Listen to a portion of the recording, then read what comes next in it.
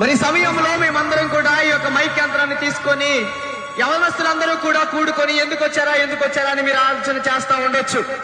మీ అందరికీ ఒక దేవాతి దేవుణ్ణి పరిచయం చేయడానికి మేము ఈ యొక్క సాయంకాల సమయంలో మీ అందరి దగ్గరకు వచ్చామండి. మీరందరూ ఆలోచన చేస్తా ఉండొచ్చు, మేమందరం కూడా ఏదో డబ్బులు ఇస్తే వస్తున్నాము, మేమేదో కూర్చుకోవడానికి వస్తున్నామా అని మీరు ఆలోచన చేస్తా ఉండొచ్చు. కానీ మీ అందరికి ఒక విషయాన్ని తెలియజేయడానికి వచ్చామండి.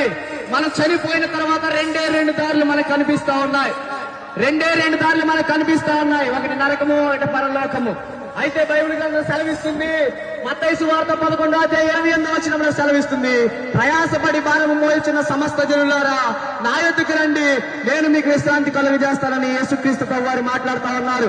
అయితే ప్రతి ఒక్కరూ కూడా దేనికోసం ప్రయాసపడుతున్నారో నాకు తెలియదు, కానీ ఈ యొక్క లోకంలో ఏదో సంపాదించి ఏదో చేసేసి నేను మనుషుల దగ్గర మెప్పులు పొందాలి, నేను ఇది చేస్తే బాగుంటది, నేను అది చేస్తే బాగుంటదని మనం అందరూ ఆలోచన చేస్తూ ఉండొచ్చు. మనం చేసే కార్యాలు తప్పుదేవ పట్టిస్తున్నడికి, మనం తప్పు చేస్తున్నప్పటికీ కూడా మనమందరం కూడా ఆ తప్పులు చేయడానికి ముందుకు వస్తూ ఉంటాం. కానీ ఆ దేవాది దేవుడు అంటా ఉన్నాడు, ప్రభువు నందు ప్రయాస ఎన్నటికీ వ్యర్థము కాదని.